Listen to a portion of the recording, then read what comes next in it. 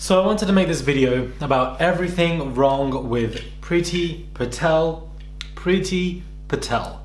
I just wanted to make a video discussing this, especially from an Asian perspective, because she is somebody that I feel is very dangerous, but at the same time we have seen similar people like this, not only in the media, but of course people that we may know ourselves. Hey guys, it's Murad Murali. Hopefully you guys are doing well today. If you haven't already, click that button for daily and consistent content. Head over to my Instagram, Murad_Murali. Subscribe to the channel and let's get into this video. Now the reason for why I'm making this is because she is making recent headlines for not only describing the statue being taken down as thuggery, and I feel like thuggery is a very interesting word because you definitely aren't using that word for Boris Johnson, because he was part of a club called, I believe, the Billington Club, who went around and burnt money from homeless people and, you know, vandalism, damaging restaurants, which I believe is thuggery behavior. But the terminology used is psychologically racist, and I feel like it's very interesting that somebody would use this because it does have power, and that is why it's being used. There is a lot of racist verbiage out there, whether it be describing people as thugs or not when it comes to certain demographics, but just even small random weird stuff like if you are banned from a particular event or something, you've been blacklisted, but if you are not banned anymore, you've been whitelisted. That's just something random, but as things like this come into my head here and there, and I don't know if you guys think, if you're doing something bad to somebody, you're blackmailing them. I don't know, it's like the word black has a negative connotation in English verbiage, which I assume is in many kind of Latin related kind of languages. That is very random. I don't know why I said that, but it's just on my head. But anyways, she has made especially recent headlines when she was talking to a particular black MP called Florence Eshalomi. The Honourable Lady has effectively said that this government doesn't understand racial inequality. Well, on that basis, Madam Deputy Speaker, it must have been a very different Home Secretary who, as a child, was frequently called a packy in the playground. A very different Home Secretary who was racially abused in the streets, or even advised to drop her surname and use her husband's in order to advance her career. A different Home Secretary recently characterised, if Madam Deputy Speaker I can say so, in the Guardian newspaper as a fat cow with a ring through its nose. Something that was not only racist but offensive, both culturally and religiously. Priti Patel has hit back at claims at the government in reference to how that the government doesn't really understand racial inequality, telling MPs it must be a very different world for me as a Home Secretary who as a child was frequently called a P-word in the playground.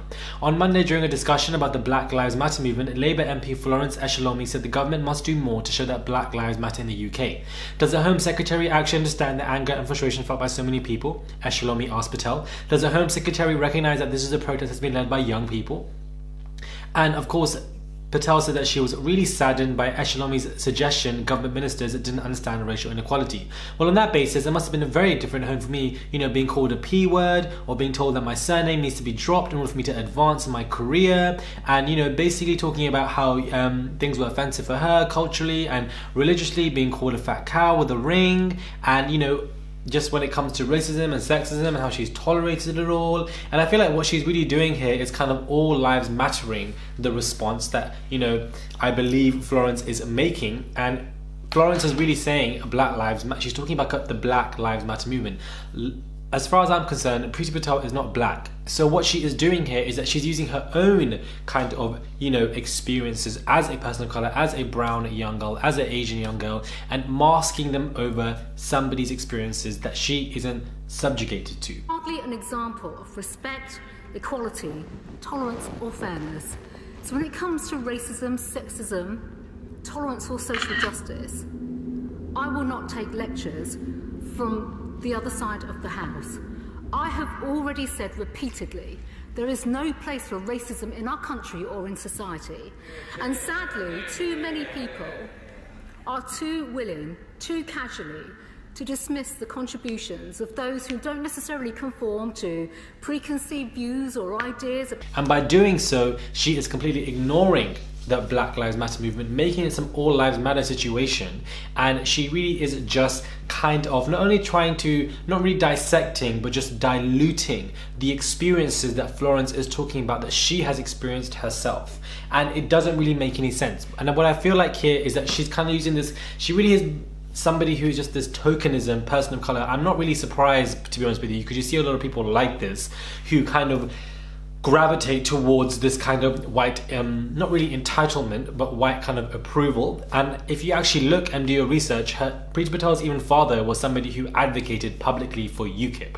So it runs very deep, not just in Asian kind of, you know, culture or religions, you could say, but definitely in her damn family.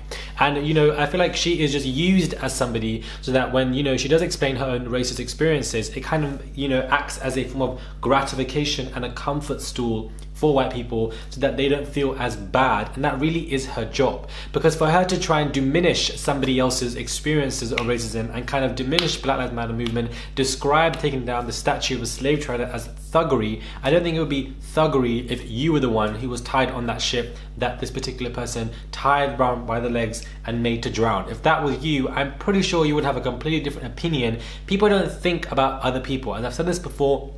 The level of empathy is very low because people become confused when they have this power trip, when they feel better, when they feel superior, and it can be conscious or subconscious, and it can be active or passive. And I feel like with Priti Patel, it's very just this passive aggressive behavior where she is using her own experiences of racism. Nobody's talking about your experience of racism. Yes, you may have experienced racism. Nobody's saying that you have not. Nobody's denying it, but it's a pure, simple, psychological deviation tactic to kind of completely avoid the issue and then also blame the victim. This is what we're seeing here in a weird kind of way, where she's talking about a Black Lives Matter movement, but you've completely ignored the question and made it all about yourself, to completely deviate from the entire situation. Therefore, there is no accountability taken, and you can just completely change the topic and make it about something else so that you don't have to focus on the actual crux of the issue. Because the fact that you're out here trying to diminish a black woman when she's talking about her own kind of, you know, experiences in the Black Lives Matter movement, but at the same time you're working for Prime Minister Boris Johnson, who's been made to be homophobic, who's made very, you know, racist comments as well, very Islamophobic comments,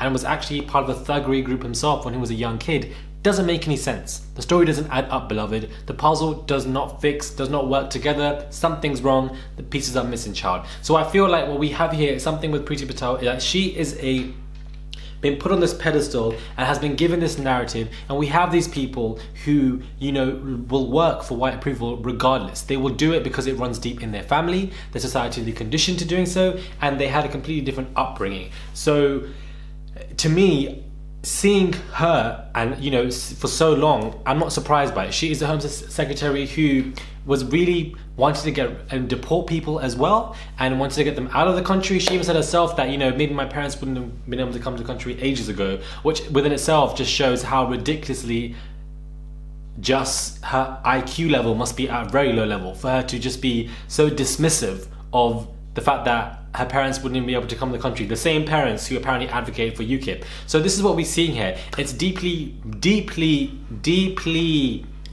just in this whole ocean of anti-blackness that we can see that she's really grown up with, that is actually tremendously common in Asian cultures, tremendously, more than anybody would actually know, not just in other generations, in my generation as well, and younger generation. This stuff gets traveled down very quickly and very deeply. But again, just that entire clip went a bit viral today, and I wanted to make a video about it because I just feel like she is somebody who is just works for that tokenism position and wants to be, you know, approved by it, and is so conditioned by it that it becomes embarrassing. It really does. And the gag is that she will never really see it because she's given this power trip position. Take the power trip away, take that power away from this individual and person, and maybe they'll be able to see something if they've gone wrong or whatever. Or maybe down the line when they face a vast amount of institutionalized racism themselves, because sometimes people forget that they actually are somebody who can face the brunt, not some of it. If they face the brunt of it and take a harsh hit, then maybe something will, you know, make them understand. But to be honest with you, I highly doubt it. But I just wanted to do a video just discussing that particular matter, bringing this to my channel, and just talk about how I don't know, it's just ridiculous. Nadia Whitmore, sorry, not Whitmore, Nadia Watomi, MP, said, sitting opposite Priti Patel as she uses her identity as an Asian person to silence Florence as a black person, because Flo very reasonably questioned this government's policies that institutionally discriminate against black and Asian people. I feel absolutely sick. And that is another Asian girl. But it's just, it's sick, but it makes sense to me. And I don't mean that in a way of justifying it, because of course I'm completely, you know, slamming it in this video, but it makes sense to me because we see this a lot. It's a very common, normal, simple tactic that people use in debates, that people use when they're discussing with stuff to make it about them. And by you making it about yourself, you are ignoring and diminishing and subjugating somebody else's experiences because you really just don't care about them, because there's just no empathy. You're there, but you're not really listening. You can hear what the other person is saying, but you're not really listening. You're not really trying to understand. You're not really feeling, because the gag is you just don't care. And Priti Patel doesn't care. People know this, therefore they will help to put her in power, that she can act as an enabler, and then also being a person of color helps her tick this kind of diversity box as well, so that you can claim that they're not racist and that you can use a racism argument against somebody else. But like, this is why I have an issue with this whole BAME situation. I've never really agreed with this BAME situation because it doesn't make any sense, and I feel like you should be identified for what you are, whether you are brown, black, East Asian.